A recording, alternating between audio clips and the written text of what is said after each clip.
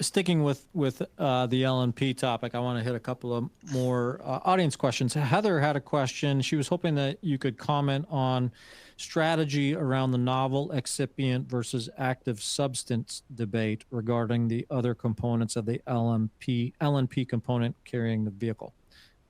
So any thoughts on that? Novel excipient versus active substance debate, is that a debate that's being waged over in Deutschland?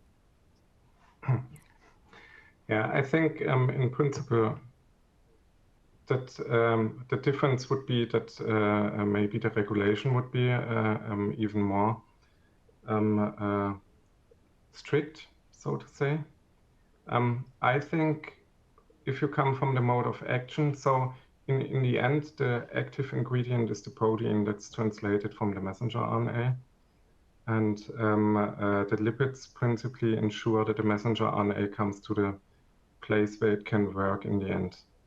So I would lean more to being a novel excipient and not the active ingredient, because that's in the end the messenger RNA.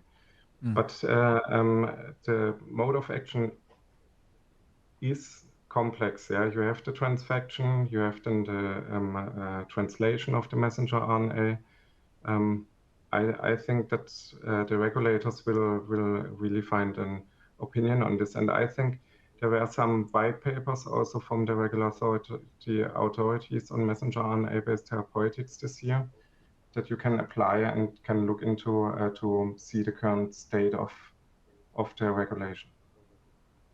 Excellent. Good references. Christian, anything to add? Nothing to add. I'm fully aligned with what Patrick said. Perfect. All right. Well, I've got one for you. Another audience question for you, Christian, regarding LNPs. Are there any? And this, I'm not sure. You know, depending on the indications that Ethris is pursuing, you may or may not be able to give this one a fair shake. But Gene would like to know if there would like commentary on screening and development of LNPs that are amenable to use in inflammatory diseases. In other words, those that do not trigger inflammatory reactions or stimulate immune inflammatory cells. Is that an issue that Ethris needs to address? I think it's in general, it's inflammatory responses is something we in general try to avoid. What we aim for is this specific reaction from or the specific mode of action that we have an mRNA that's translated into a protein that then results in a specific effect, and we do not rely on any additional effects like inflammatory responses that could promote an unspecific reaction supported by the LNP. Of course, screenings have always their advantages and disadvantages, and especially looking in the in vitro situation, going then into in vivo models,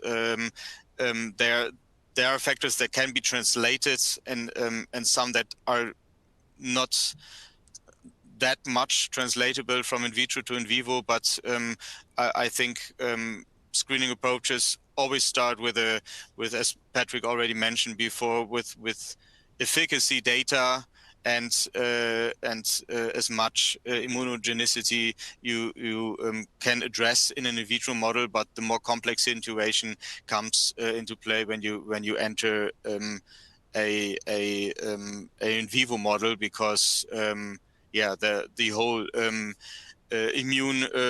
immune situation is far more complex and can be addressed better than in an in vitro situation. My personal understanding. Yeah. I can add to this maybe. If you start screening different lipid nanoparticles, different compositions, different excipients, so different lipids in principle, and you would expose them to immune cells, you will directly see that there is differences, different flavors of the different lipid nanoparticles, and there are clearly ones that will drive a lot of interesting signals and others that drive lower amounts of signals. And in the end, you will have then to balance Sometimes more inflammation goes hand in hand with higher expression, sometimes not.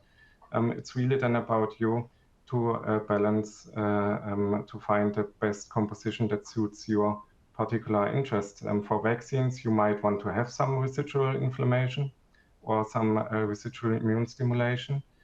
For other aspects like therapeutics, where you do a protein replacement or want to produce a therapeutic protein, you do not want to have this. Yeah.